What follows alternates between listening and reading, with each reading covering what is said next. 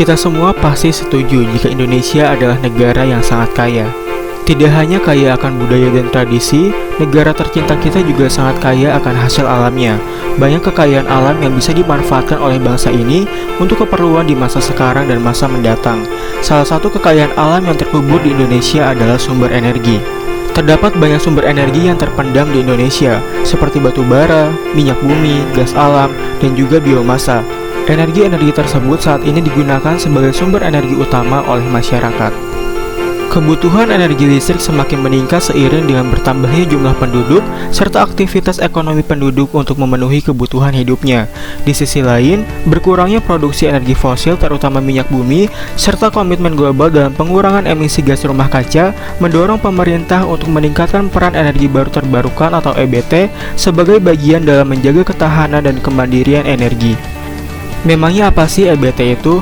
Energi baru terbarukan merupakan sumber energi yang berasal dari sumber daya alam dan tidak akan habis karena terbentuk dari proses alam yang berkelanjutan. Contoh dari energi baru terbarukan yaitu sinar matahari, ombak, angin, air, dan lain sebagainya yang bisa diperbarui. Pada tahun 2018, pemanfaatan EBT untuk pembangkit listrik di Indonesia yaitu sebesar 8,8 gigawatt atau 14% dari total kapasitas pembangkit listrik, yakni fosil dan non-fosil. Pemanfaatan EBT di Indonesia tergolong masih rendah jika dibandingkan dengan potensi EBT yang mencapai 442 gigawatt. Melalui PP nomor 79 tahun 2014 tentang kebijakan energi nasional, target bauran EBT di Indonesia yaitu sebesar 23% pada tahun 2025 dan 31% pada tahun 2050. Pemanfaatan EBT juga sesuai dengan poin ke-7 dan ke-13 Sustainable Development Goals. Mengingat besarnya dampak buruk bahan bakar fosil serta potensi EBT di Indonesia yang sangat besar, maka transisi energi perlu untuk dilakukan. Lalu bagaimana dengan potensi EBT di Desa Wonowoso? Mari kita bahas potensi energi surya dan energi bayu di Desa Wonowoso.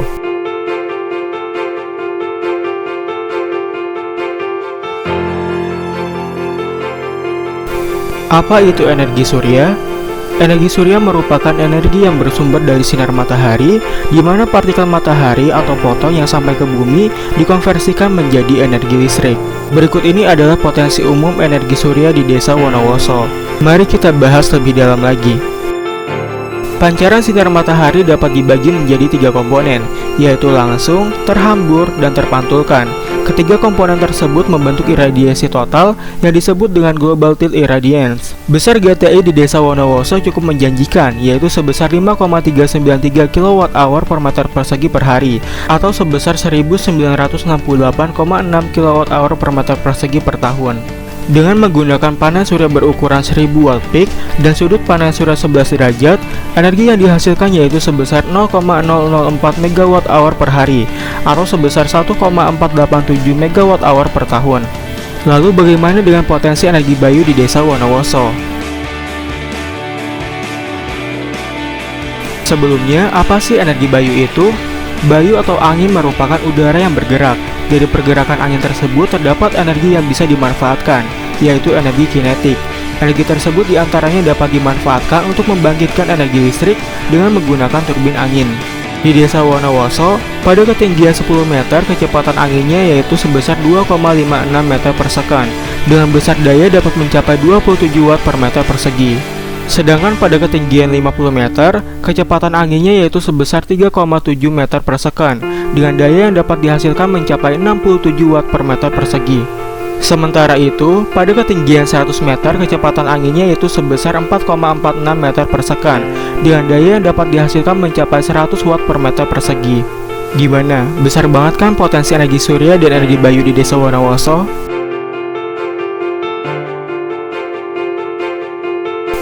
Selanjutnya kita akan membahas mengenai konservasi energi.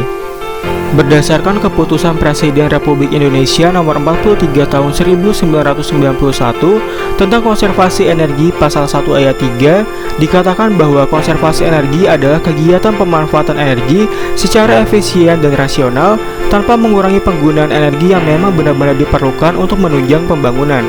Selanjutnya berdasarkan pasal 2-nya, tujuan konservasi energi adalah untuk memelihara kelestarian sumber daya alam yang berupa sumber energi melalui kebijakan pemilihan teknologi dan pemanfaatan energi secara efisien, rasional, dan bijaksana untuk mewujudkan kemampuan penyediaan energi, penggunaan energi secara efisien dan merata, serta kelestarian sumber-sumber energi. Dalam Peraturan Pemerintah Nomor 70 Tahun 2009 tentang konservasi energi, dinyatakan bahwa konservasi energi menjadi tanggung jawab pemerintah, pemerintah daerah, pengusaha, dan masyarakat. Memangnya kenapa sih harus melakukan konservasi energi? Kebutuhan energi listrik semakin meningkat seiring dengan bertambahnya jumlah penduduk serta aktivitas ekonomi penduduk untuk memenuhi kebutuhan hidupnya. Di sisi lain, penggunaan bahan bakar fosil sebagai sumber energi pada kegiatan domestik maupun non-domestik dapat menyebabkan peningkatan emisi gas rumah kaca. Hal tersebut tentunya dapat memperburuk kerusakan lingkungan dan mempercepat perubahan iklim global. Penggunaan bahan bakar fosil seperti pada PLTU menyumbang emisi gas rumah kaca yang berdampak buruk bagi lingkungan. Oleh karena itu, semakin tinggi penggunaan listrik, maka bahan bakar fosil yang digunakan juga akan semakin besar, sehingga semakin memperparah kondisi lingkungan. Dikutip dari Britannica.com, berikut ini adalah proyeksi perubahan suhu permukaan rata-rata. Ngeri banget kan? Oleh karena itu, upaya-upaya konservasi energi sangat diperlukan untuk membantu dalam penggunaan energi secara bijaksana, sehingga energi listrik dapat digunakan dengan seefisien mungkin. Dengan begitu, kita dapat meminimalisasi dampak buruk terhadap lingkungan akibat penggunaan bahan bakar fosil.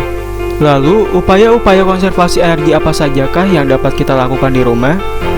Ada banyak manfaat yang bisa didapatkan dari menghemat energi, seperti dapat menekan biaya tagihan listrik, mengurangi emisi karbon di udara, mencegah pemanasan global, dan lain sebagainya. Konservasi energi dapat kita lakukan mulai dari tempat di mana kita tinggal.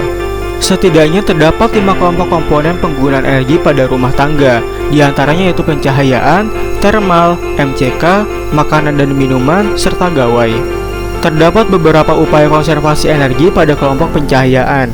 Di antaranya yaitu mematikan lampu apabila tidak digunakan, lalu mengganti lampu pijar dengan lampu hemat energi seperti neon atau LED, kemudian membersihkan lampu secara berkala, serta menggunakan sistem pencahayaan otomatis. Sedangkan pada kelompok termal, beberapa cara yang dapat dilakukan diantaranya yaitu mematikan AC dan kipas angin apabila tidak digunakan, lalu mengatur AC dan kipas angin sesuai dengan kebutuhan, kemudian menggunakan timer untuk mengatur pemakaian AC, lalu menggunakan AC dan kipas yang hemat energi, menggunakan kapasitas AC sesuai dengan volume ruangan, menutup ruangan yang ber-AC, serta membersihkan kipas dan AC secara berkala.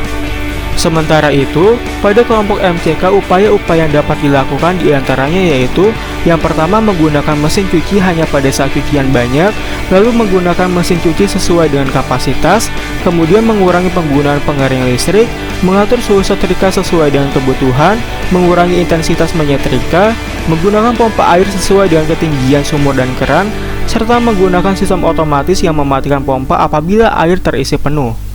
Selanjutnya, upaya-upaya konservasi energi pada kelompok makanan dan minuman diantaranya yaitu memastikan pintu kulkas selalu tertutup rapat dan isi kulkas secukupnya, kemudian jangan terlalu sering membuka pintu kulkas, membersihkan kondensor secara teratur, menggunakan pendingin dan pemanas dispenser hanya saat akan dibutuhkan, atau optimalkan air dingin dari kulkas, kemudian mengatur suhu kulkas sesuai dengan kebutuhan, serta menggunakan oven secukupnya.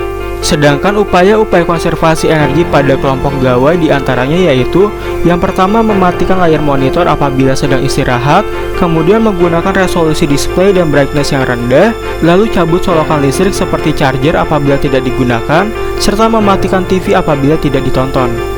Gimana? Mudah banget kan upaya-upaya konservasi energi yang bisa kita lakukan di rumah? Yuk kita selamatkan bumi mulai dari rumah. Demikianlah materi energi baru terbarukan dan upaya konservasi energi di rumah tangga. Semoga bisa memberikan manfaat yang luas, besar, dan berkelanjutan. Terima kasih.